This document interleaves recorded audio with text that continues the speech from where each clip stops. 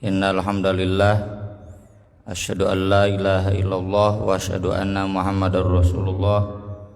Allahumma shalli wa sallim wa barik ala Muhammad wa ala alihi wa sahbihi wa man tabi'ahum bi ihsan. Amma ba'd.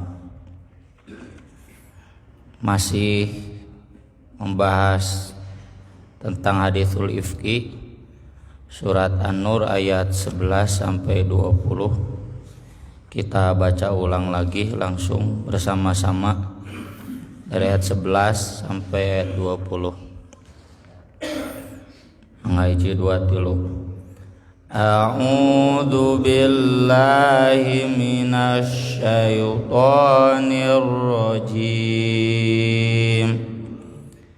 Innal ladzina ja'u bil ifki usbatum minkum la tahsabu syarran lakum bal huwa khairul lakum likulli imri'in minhum maktasaba minal itsm walladzi tawalla kibrahu minhum lahu adzabun adzim.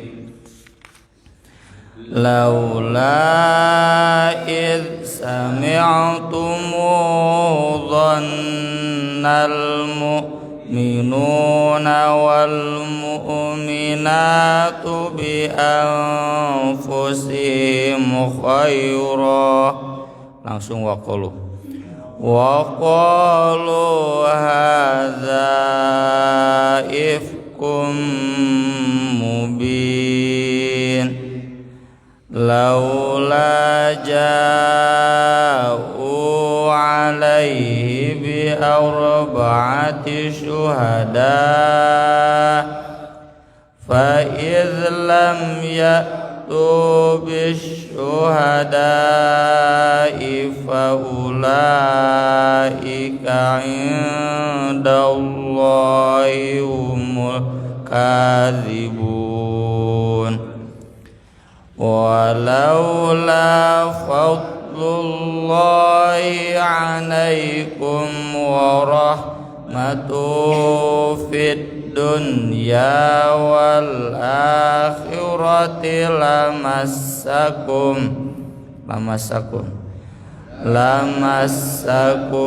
fima afadtum fi adzabun adzim.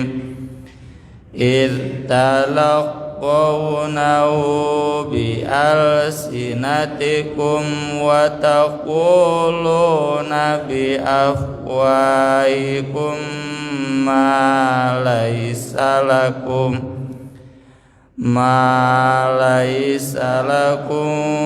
bi ilmu wa tahsabunahu hayyinan wa huwa 'indallahi 'azim.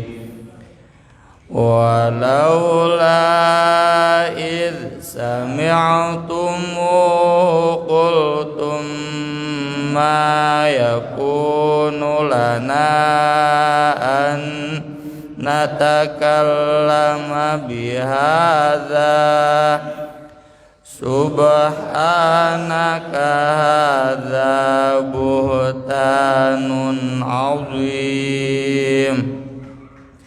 Ya'idhukumullahu an ta'udu limithlihi abadan in kuntum mu'minin.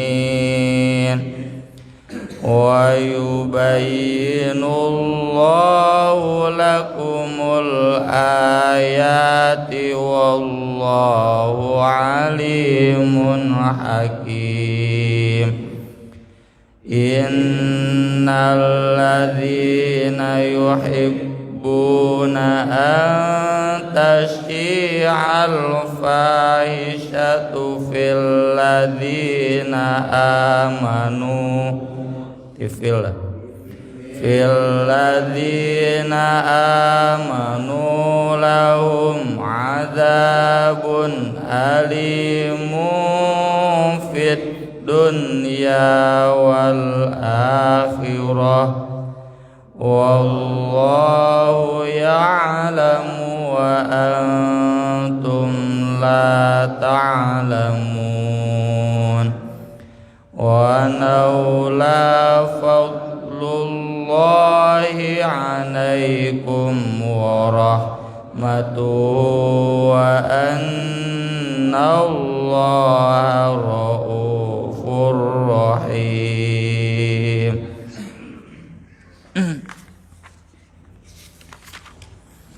Inna sesungguhnya alladzina orang-orang yang jauh datang bil ifki membawa kabar bohong hoax, yaitu tentang Aisyah radhiyallahu anha selingkuh.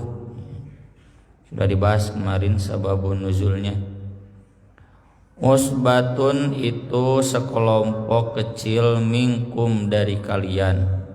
Di awalnya dari sekelompok kecil saja, cuma memang jadi gede. La tahsabuhu kalian jangan mengiranya syarron jelek lakum bagi kalian, bal justru huwa itu khairun baik lakum bagi kalian. Jadi meskipun ini tentang nama baik, mencemarkan nama baik seseorang, sisi baiknya apa? Justru jadi menegaskan bahwa orang tersebut bersih, Aisyah itu suci.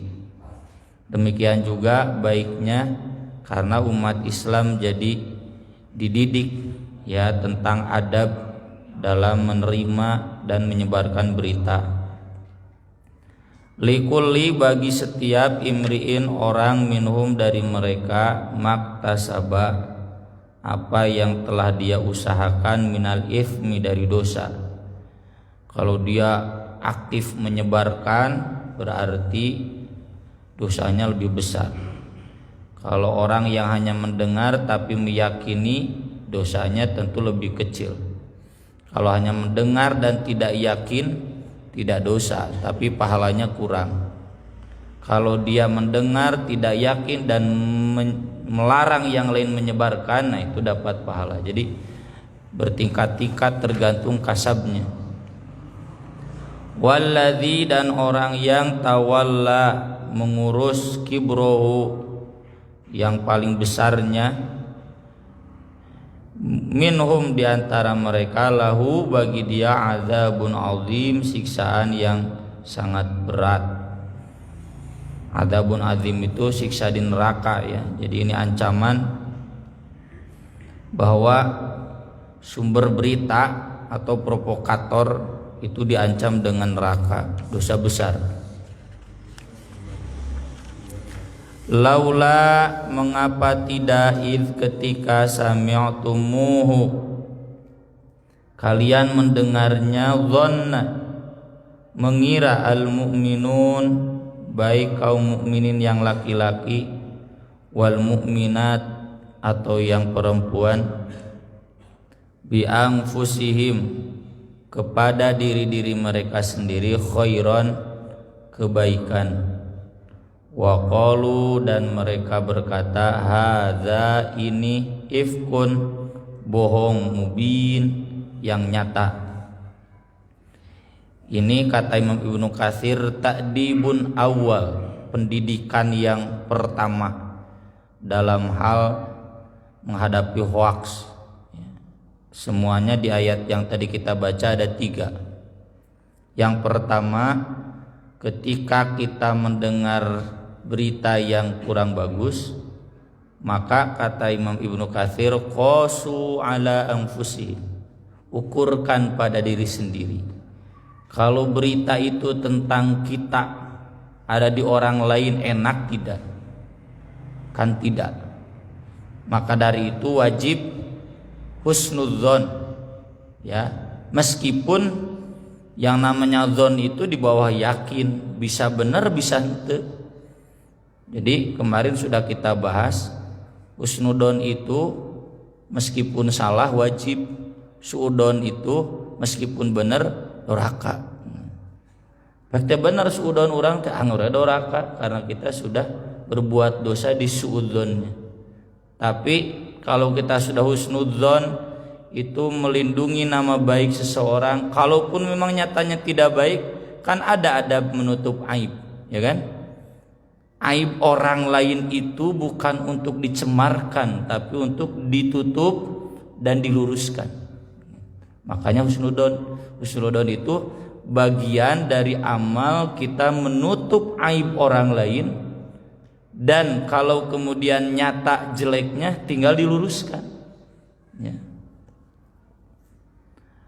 Dan ini juga jadi dalil, kemarin sudah disinggung, kalau mendengarnya saja itu tidak dosa. Yang dosa itu kalau sampai suudzon, ya kan, tidak mustahil, ya, bukan tidak mustahil, pastilah yang namanya gosip, yang namanya hoaks, yang namanya gibah, ngadengi mah pernah, kadengi, ya, nya gitu, ngan ieu tong main, ya. Bahkan kalaupun harus bermain, kata Nabi, katakan ahsibuhu. Ahsibu teh kalau bahasa kitanya oh mungkin saja, mun bahasa Indonesia mah meureun, saha nu apal, jadi diambangkeun, nya, tong diyakinkeun. Misalkan tahu tidak itu si ustad itu teh kawin deui da madak tara ka masjid teh. Oh meureun lain kawin deui keur aya acara di lembur anu gitu, dimeureunkeun, diambangkeun. Jadi mendengar saja tidak dosa, tapi yang dosa itu kalau sampai suudzon. Maka agar tidak dosa, adab yang pertama adalah kita husnudzon dan mengukurnya pada diri sendiri. Kalau diri sendiri, jangankan diri sendiri, yang mungkin bagaimana kalau itu menimpa istri kita, kalau itu menimpa anak kita, nu diomongkeun gitu teh, ya kan gak enak.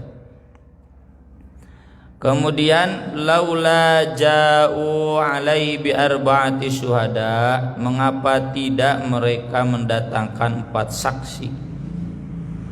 Fa id lam ya'tu bisyuhada, kalau mereka tidak mendatangkan 4 saksi, fa ulaika, maka itulah mereka indallah, di sisi Allah, hum, mereka al-kadzibun, adalah para pendusta, ya. Ini pengajaran berikutnya, kalau kita mendengar berita tentang perselingkuhan atau yang mendekati ke sana, jangan pernah menyebarkan kalau tidak ada 4 saksi.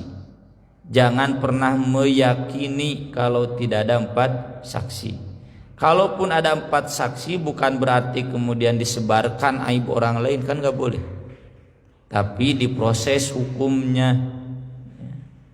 Kalau tidak ada 4 saksi, kita harus yakin itu berarti hoax, ya, berita bohong.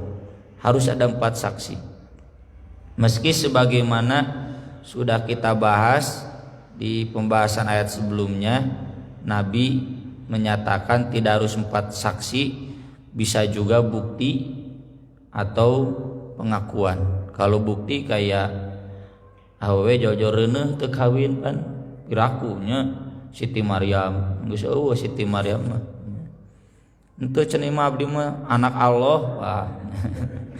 Kepret we gitu mah. Jadi pasti jinah gitu, itu ada bukti, ya. Kalaupun tidak ada 4 saksi atau pengakuan, orangnya sendiri mengaku bahwa dia adalah jinah, nya siga artis-artis dina YouTube baina teh gablek ka era, ya, ngaku yen manehna can kawin tapi geus jinah.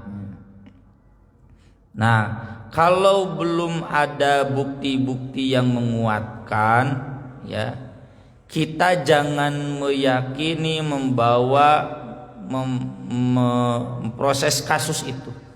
Kalau mendengar jangan yakin, itu pasti bohong.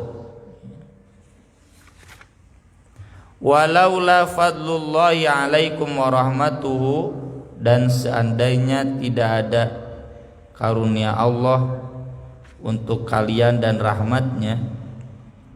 Di kalimat laula itu, lau itu bisa seandainya, bisa mengapa. Kalau ke fi'il itu biasanya mengapa. Kalau tadi di ayat 12, ayat 13 laula itu mengapa tidak. Kalau di sini yang ke isim seandainya tidak, ya, kalimatnya sama laula tapi maknanya beda konteksnya. Kalau Bapak bertanya kenapa bisa beda, eta nya zauk lughawi fil nya. Nya beda we, kalau diterjemahkan semua mengapa tidak teu nyambung. Kalau diterjemahkan seandainya tidak semua tepas, ya, dengan maksud ayat, dengan akhir ayat, bagian tengah ayat tidak cocok. Seandainya tidak ada karunia Allah untuk kalian dan rahmatnya. Karunia Allah itu dalam konteks ini adalah hidayah, ya. Wahyu itu kan karunia Allah. Dzalika fadlullah yutihi may yasha. Ya. Itu tentang wahyu, tentang kenabian. Kemudian kalau rahmat Allah itu ampunan. Jadi seandainya tidak ada bimbingan wahyu, tidak ada ampunan dari Allah, Allah tidak menyayangi, tidak mengampuni, Ghafurur Rahim. Fid dunya wal akhirah, di dunia atau di akhirat, lamassakum, pasti sudah menyentuh kalian, fima afattum, dalam hal yang kalian, arti asal afadu itu menyelam, ya, atau masuk, yang kalian masuk padanya, adzabun azim, siksaan yang sangat besar, ya.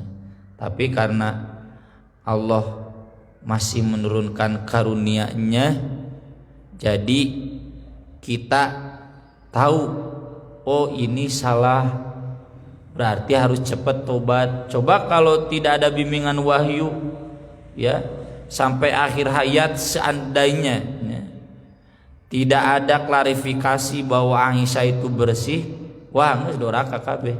Ya. Termasuk kalaupun sudah tahu tapi Allah tidak menurunkan rahmatnya, pasti tidak akan diampuni juga. Di dunia disiksa, di akhirat disiksa. Ini jadi dalil yang jelas bahwa orang-orang yang suka afatum, orang-orang yang suka menyelam dalam mencemarkan nama baik orang lain, orang-orang yang menyelam itu kan pakai tenaganya, maksakeun, orang-orang yang selalu berusaha untuk menjatuhkan orang lain, orang-orang yang selalu berusaha menjelek-jelekan orang lain, itu disiksanya di dunia kene geus disiksa. Kan tadi fid dunya wal akhirah. Lamassakum fi ma afattum fi adzabun adzim. Terlepas itu bagaimana siksanya, yang jelas siksa di dunia itu bisa beragam, ya. Bisa dari atas, bisa dari bawah, ya, bisa yudhiqu ba'dakum ba'sa ba'din, kita dijajah, dizolimi oleh yang lain, itu juga siksa. Idh talaqqawnahu, ketika kalian menerimanya, bi alsinatikum, dengan lisan-lisan kalian, wa taquluna, dan kalian mengatakannya, bi afwahikum, dengan mulut-mulut kalian, ma laisa lakum bihi ilmun, apa yang kalian tidak memiliki ilmu padanya. Nah, ini gambaran proses gibah, proses fitnah, proses hoaks. Yang pertama, talaqawnahu bi alsinatikum, kita pasif menerima saja, memperbincangkannya dengan sesama lisan. Wa taquluna bi afwahikum, nah berarti sudah keluar dari yang ini, pindah ke yang lain, diomongkan. Kalau tadi mah talaqawnahu dibahas di orang-orang yang membahas, kemudian kalau taqula bi afwahikum diomongkan ke sana. Yang semuanya malaisa lakum bihi ilmun, tidak ada ilmunya. Maka di sini wajib yang namanya tabayyun, cari bayinahnya, cari ilmunya, cari buktinya. Yang namanya ilmu dalam konteks ini harus logis, harus empiris, ya. Dan itu tutunan wahyu, kudu kaharti, kudu katingali langsung, terdengar langsung, hadir langsung. Kalau tidak demikian berarti bukan ilmu, ya. Misalkan tiba-tiba ya ada yang ngarariung ngajak ngobrol tentang pencemaran nama baik seseorang, ngobrolkan ketua RT misalkan. Nah, kita harus bertanya ke orang itu, Bapak mendengar langsung, Bapak melihat langsung, Bapak hadir langsung. Tuh cenah abdi ge cenah tangga semenggeus cenah itu malaisa lakum bihi ilmun, ya. Itu cek si anu wanita udah kadituna, ya. Lamun teu udah diam. Kalaupun berani ngudak dek naon kepentinganna, memang punya niat mencemarkan nama baik orang lain, kan durhaka, ya. Hadis-hadis tentang melindungi aib sudah banyak, ya. Nabi SAW banyak menganjurkan agar kita melindungi aib an dhahri ghaibihi, ya, dari belakang ketika dia tidak tahu. Kita harus melindungi nama baik seseorang. Kata Nabi dalam satu hadis, man ayyara akhahu bidzanbin lam yamut hatta ya'malahu. Itu kan bahaya. Siapa yang mencemarkan saudaranya dengan satu dosa, ya Pak RT misalkan teh doraka, ya. Atau si bapak anu jamaah atau itu doraka, kurang dibeja-beja. Orang itu tidak akan mati kecuali dia akan mendapatkan dosa yang sama. Ya bin sok dipapatahan ku ustad-ustad sepuh, lamun teu panuju ka ustad nu ngaroko cenah gitu, tong sok digogoreng naon budakna sok ngaroko. Ya orang ngagogoreng teu budak sorangan, dulur sorangan, atawa urang sorangan. Jadi dosa orang lain sekali lagi bukan untuk diumbar, digogoreng. Dah bener ya, geus bener geus tutupan. Ya. Man satara akhahu satarahullah yaumal qiyamah. Siapa yang menutupi aib saudaranya, Allah akan menutupi aibnya pada hari kiamat. Jadi naon maksudna? Dihampura dosana, Pak. Jadi lamun aya aib di ketua jamaah, ketua cabang, di ustad, di pak haji, di ketua RW, ketua RT, tong atoh. Termasuk mereka presiden, ya. Di presiden, di RK, ya. Di Mang Odet, tong atoh. Atoh bisa wah gitunya bahas kunun di masjid deh ngagogoreng. Kalaupun atoh, kalaupun senang, ada ladang pahala, tutup kejelekan pemimpin itu. Kalaupun mau bukan untuk dijelek-jelekan tapi diluruskan. Aiwani mah jika ditu ka istana, hese telepon Profesor Wildan. Yang ngobrolnya presiden hese, yang sampai HP kan ka Prof Wildan. Jadi kalau kita menutupi aibnya, Itu nabung, Pak, nabung agar dosa kita nanti di akhirat ditutupi oleh Allah. Kalau kita atoh ya senang lalu kemudian menjadikan ini isu, wah dina grup teh bahas tema ngebahas Ustaz Aceng misalkan kamu enak tere muktamar, wah isu bola liar panas. Itu nanti di akhirat dosanya dibolehkeun ku Gusti Allah. So mending mana ya.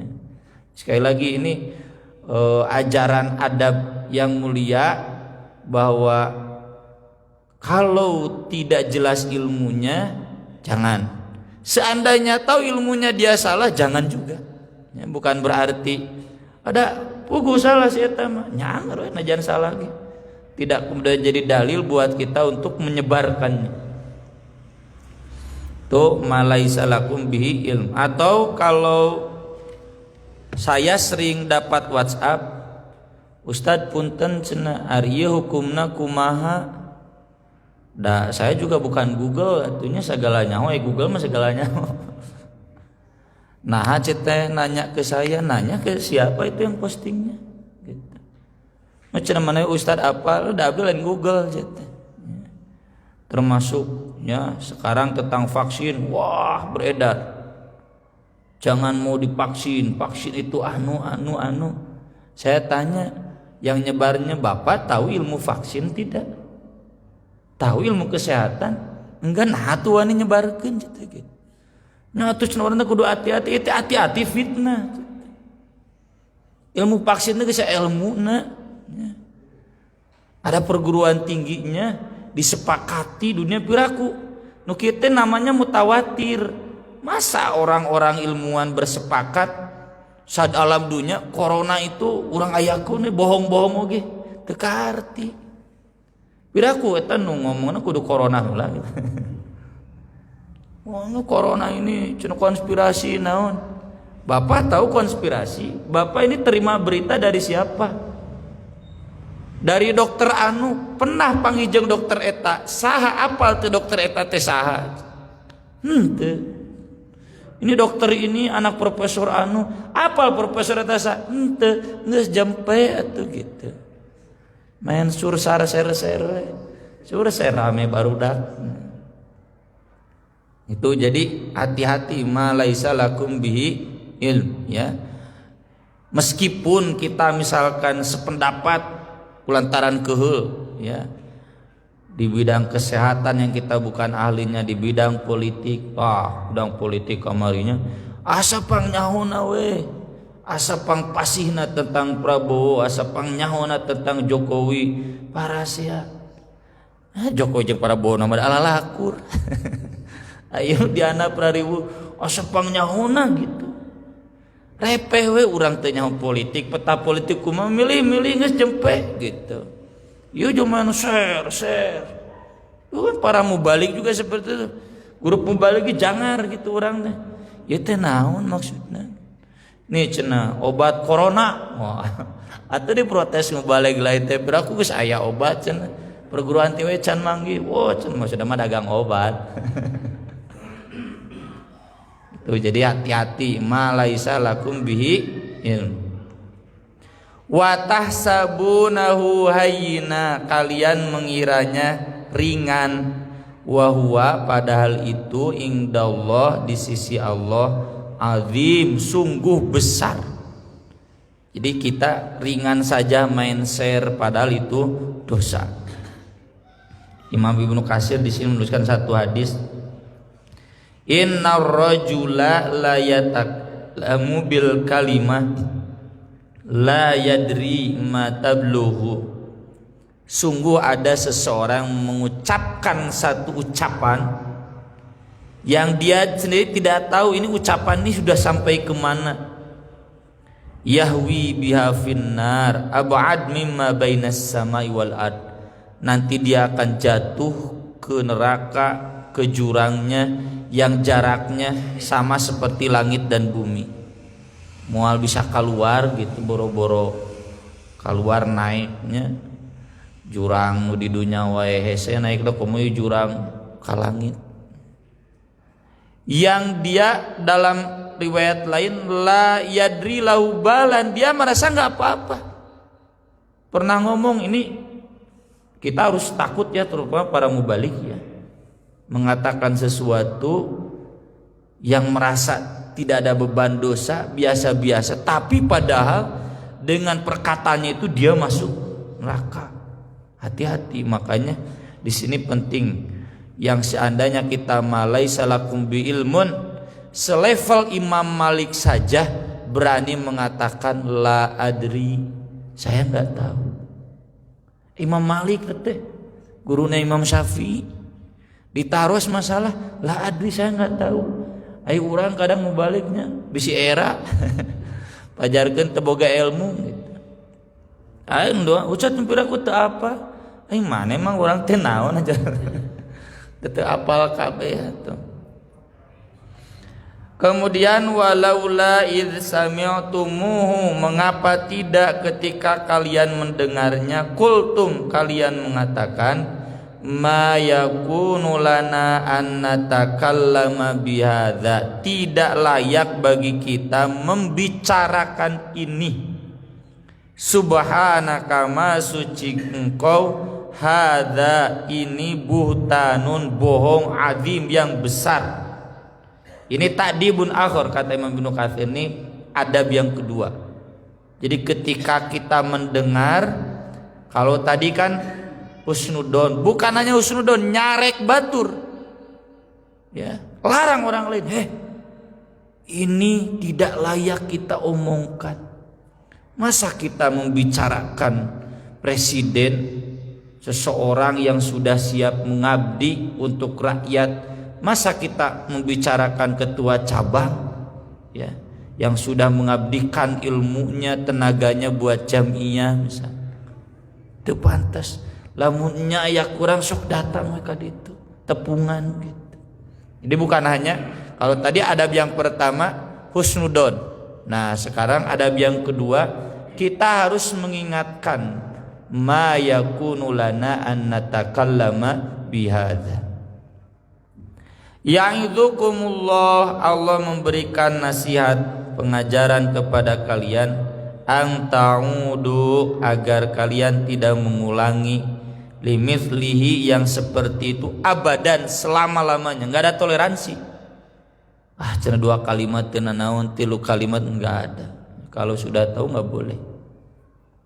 In kuntum mu'minin, jika keadaan kalian benar-benar orang-orang yang beriman. Ini dikaitkannya dengan keimanan ya.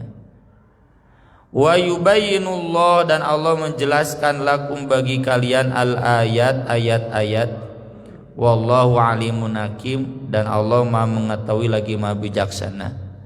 Ini peringatan bagi kita Pak. Jadi ayat Allah teh lain ungkul salatnya, zakat, haji, ngaji, bari ngomongkeun batur, mitnah, hoax, gosip, resep gitu. Tapi nggak disebut lagi bigos ya teman-teman, biang gosip. Sampai saya ini tahu dari mana? Nyacana Ustaz bisa ada eta kitanya kasih eta segala apal.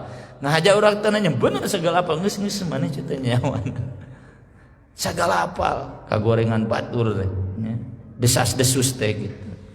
Geus cetet temenan, cempek.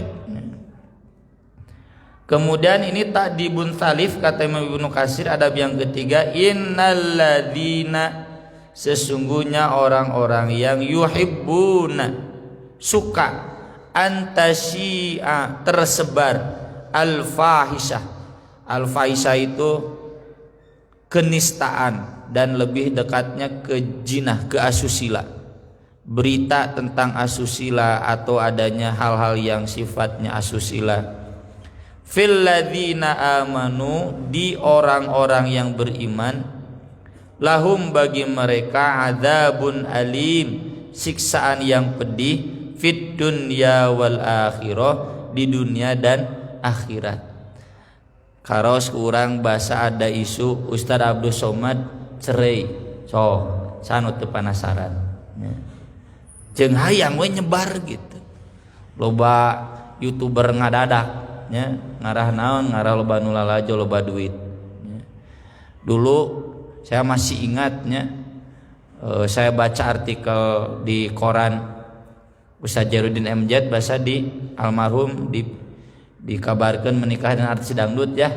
Ada kan rame fotona dan sebagainya, atau Roma Irama. Itu yang nulis artikel di koran salah satu jamaahnya. Seandainya itu benar, apa dosanya? Kalau kemudian dicerikan lagi, kan Nabi juga pernah. Kenapa cenah umat lupa bahwa Ki Haji Jarudin MZ itu sudah banyak mengislamkan orang, ribuan orang. Anu manehna mah nu ngomongkeun meureun can hiji-hiji acan. Jadi karena isu-isu yang fahisah itu seksi ya, resep gitu. Jadi ada keinginan untuk tersebar, ada minat untuk mengetahui. Tah kitu wae oge adzabun alim sama fid dunya wal akhirah.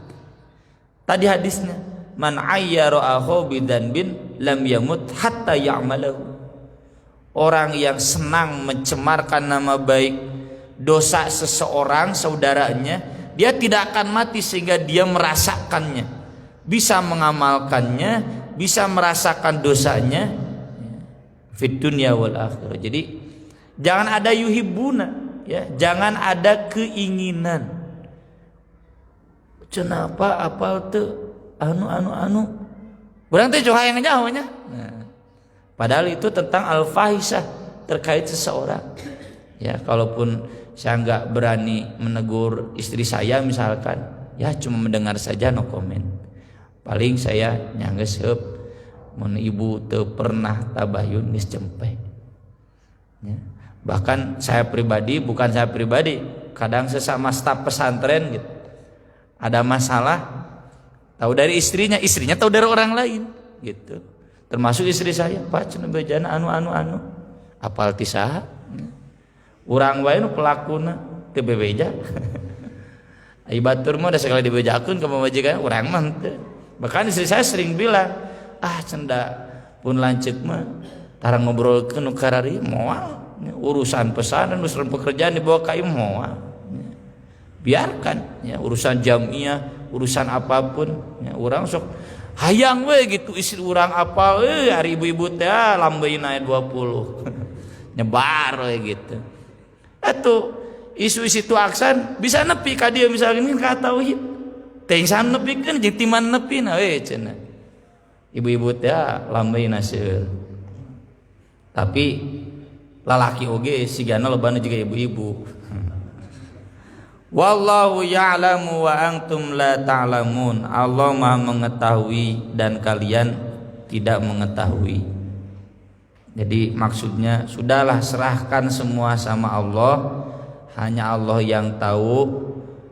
Kalaupun itu terkait stabilitas di RW ya, stabilitas di polisi, stabilitas di masjidnya, sok tabayun kan boleh. Tabayun kemudian diadili ya, dihukum boleh, silakan. Meskipun tidak hukum pengadilan negara, hukum pengadilan di masjid boleh kan, diberhentikan asal prosesnya tabayun, tidak tasi al-fahisah, senang menyebar we liar gitu, jadi bola liar wah gitu, jadi nyebar kaditu mah jadi kumaha gitu. Walaula fadlullahi alaikum wa rahmatuh, dan seandainya tidak ada karunia Allah untuk kalian dan rahmatnya, wa annallah, dan sesungguhnya Allah Raufur Rahim, Maha Pengasih lagi Maha Penyayang. Maksudnya seperti tadi ayat 14, pasti kita semua akan ditimpa siksaan yang sangat berat. Ada waktu kurang lebih 2 menit, barangkali ada yang mau ditanyakan. Mangga, Ustaz. Terkait sudon itu apakah dalam kasus yang sifatnya perzinahan atau dalam segala? Kedua adalah apakah ini berlaku juga bagi orang kafir?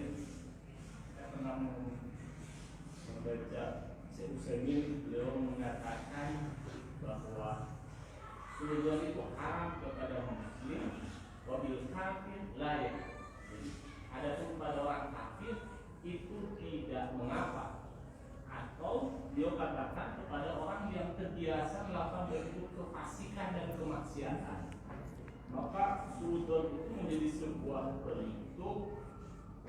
konkret bahwa orang itu melakukan suatu pembicaraan yang mengedepankan sudut, tidak kemudian kalau dikedepankan sudut maka yang terjadi mungkin tidak akan menerima dan mempercayainya. Nah, untuk orang tertentu dalam selama mati saya cari dari dulu dan kemudian difokuskan. Jadi mengedepankan sudut pada orang kafir itu tidak nyala menurut Ustaz. Ya, saya samina wa ta'na lah ya dengan penjelasan para ulama. Kalau konteksnya orang yang jelas fasiknya itu kan berlaku ilmu hadis. Kan para ulama hadis sering dikritik oleh ulama tasawuf. Kok kamu suudon bilang ini pendusta, bilang ini munkar hadis. Banyak ulama hadis kan gitu gawena. Ya. Ini ahli bid'ah gitu. Nggak boleh cenah gitu. Masalahnya kan itu orang-orang yang memang sudah terkenal suka dusta, terkenal jelek akhlaknya. Ini bukan orang kafir, apalagi orang kafir. Ya, jadi boleh sebagai perlindungan terhadap agama. Ya, bukan untuk tetap puas-puasin nafsu, tetap itu nggak boleh kalau yang muas-muasin. Yang kedua, yang pertama tadi pertanyaannya apakah ini konteksnya hanya kasus perzinahan? Tentu tidak, karena ayatnya redaksinya umum ya. Jadi apapun yang ada jelek kita dzanna khairan, kita sangkakan baik ya. Ini hadis-hadisnya banyak di sini, tidak saya baca semua karena intinya kita harus yakin bahwa ketika saudara kita punya dosa itu bukan untuk diumbar ya. Saya misalkan sekarang sedang mengusut satu kasus ya, sampai pengadilan, kasus menimpa pelecehan ke santri-santri. Istri saya sendiri nggak tahu, istri saya tanya baru saya jawab seadanya saja. Kenapa? Karena kalau saya kemudian karena saya pemegang kasusnya misalkan beja-beja kemana-mana, senang agar dia dosa keabdinan najan misalkan, saya punya cukup bukti bahwa dia memang melakukan perbuatan asusila itu, tetap berepeh ya. Baru kemarin ada temannya, ketua alumninya datang, saya jelaskan seadanya. Tidak kemudian saya kontak teman-teman alumninya, tahu nggak kamu ini teman kamu begini? Enggak. Ini sudah 1 tahun berjalan, baru kemarin teman alumninya ternyata cenah Ustadz pemegang kasusnya. Iya. Bagaimana? Saya jelaskan. Terus suka beja-beja ya.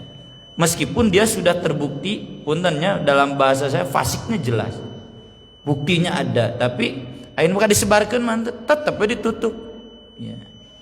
Begitu. Jadi ini ada bukan untuk kasus asusila saja, semua hal ya. Jangan jauh-jauh lah terhadap sesama jamaah kita di masjid ya. Ada hal yang jelek, tutupan